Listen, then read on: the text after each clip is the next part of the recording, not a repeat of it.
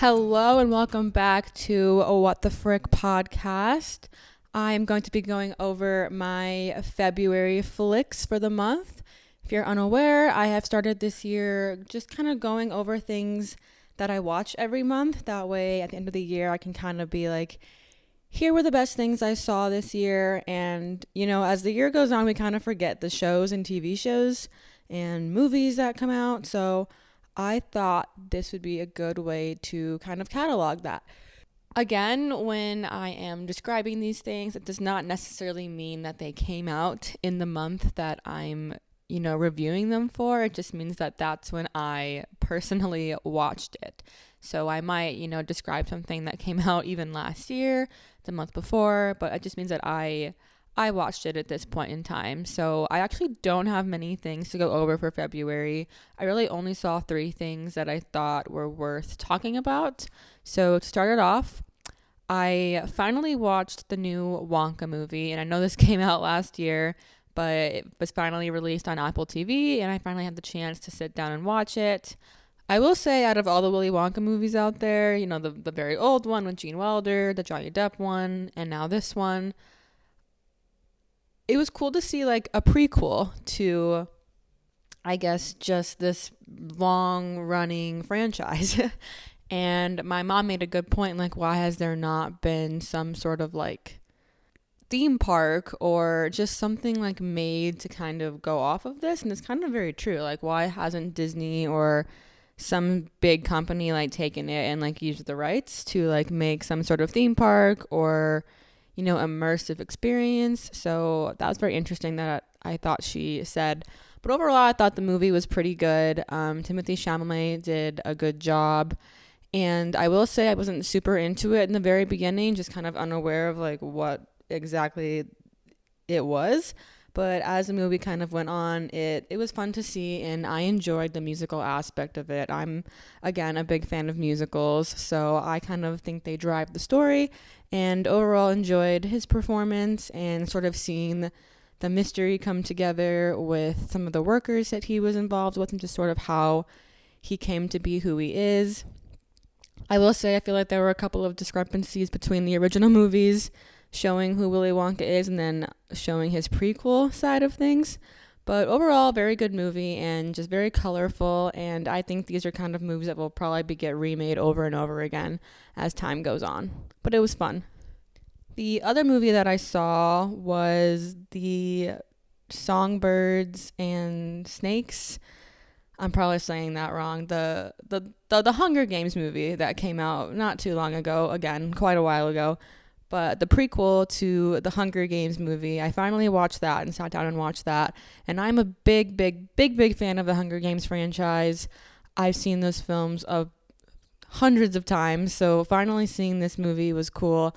And hearing people's chatter about Cornelius Snow and how just seeing him in a younger version was interesting. Again, kind of one of those movies that I think was a bit of a slow burn and could have been even turned into like a 2-part series with just how long the movie was. But I do think they did a good job in just showcasing kind of how he turns from this, I don't know, very caring young man to become the evil that he is and that we see in the other Hunger Games movies. So I liked the movie, and it was cool seeing the little, like, I guess, tidbits that go back to the other movies with, like, the Jabberjays and just some of the things that are very prominent to the other films that you are seeing for the first time in this prequel of a movie, so to speak. But overall, I thought they did a good job, and Hollywood has this thing with sort of sexualizing villains. And Cornelius Snow was sort of getting this edit of the actor being very attractive, but obviously his character, as we know him today, is very evil, and sort of having that juxtaposition going between them, which I thought was fun. But overall, great movie. I plan on watching it again. I think it's one of those movies you have to watch twice to like really kind of get a hold on it, unless you read the book, which I did not. So I will be rewatching that sometime soon just to get a full scope of everything that happened. All right, moving into the TV shows of the month. I don't know how I couldn't talk about this show, but One Day the Netflix show that came out, and I'm pretty sure it was this month, so we're on track here, people. For those that don't know, this is actually a movie from, I think, 2001 or 2000, like literally over 20 years ago, that stars Anne Hathaway. And when I saw this come up on Netflix, I was like, I wonder if that's the same thing. And then started seeing people talk about it online and realized it was the same thing.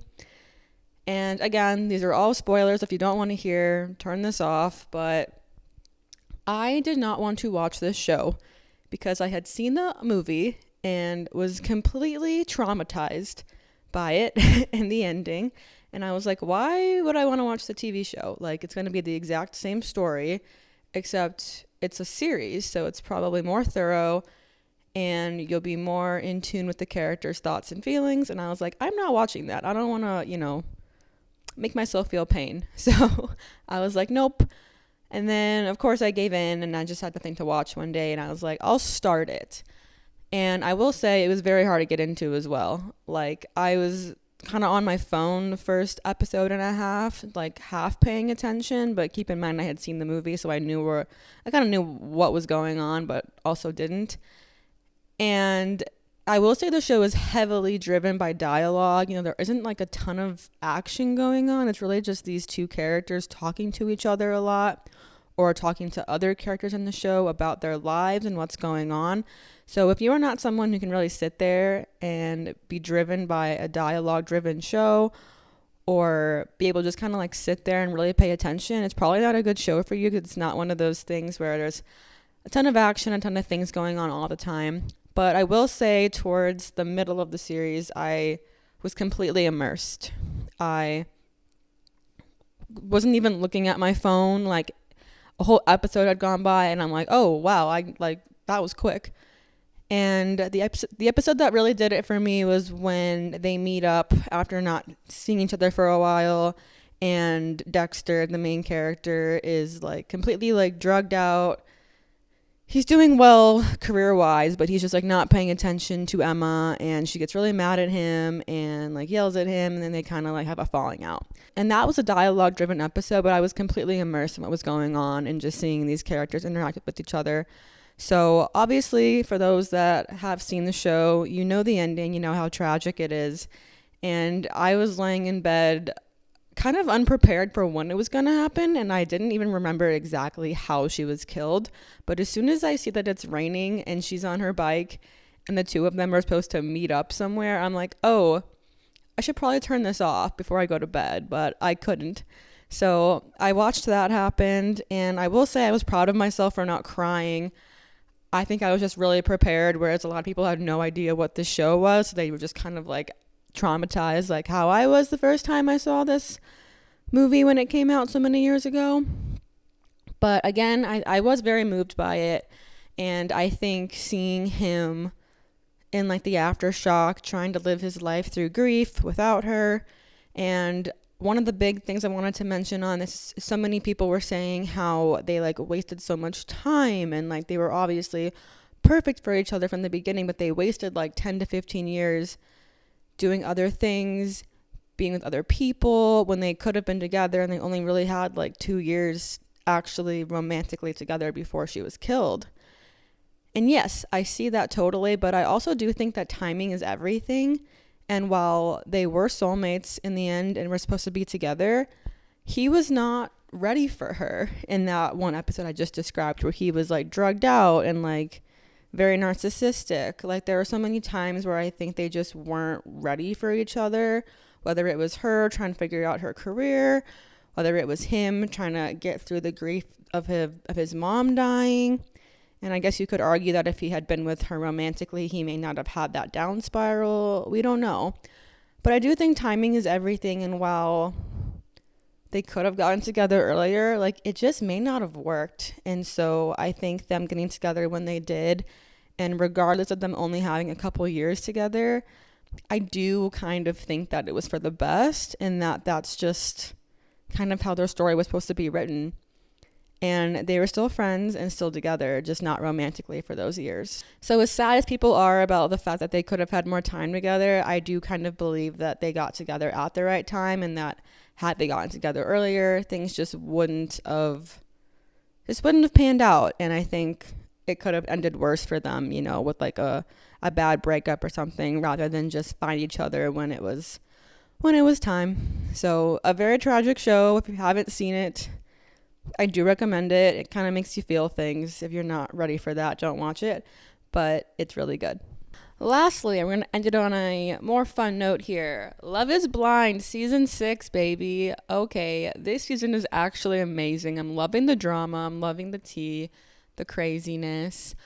The show is not over yet. I'm fully aware of that. When this episode comes out, the finale will come out literally the next day, but it won't be February anymore, so I needed to throw it into this February category, and I don't think we need to have the finale to really discuss it. But I think the show is funny because the premise is that you can find love blindly without seeing the person, but time and time again, the show proves that usually only like 1 or 2 couples end up getting married and end up staying married.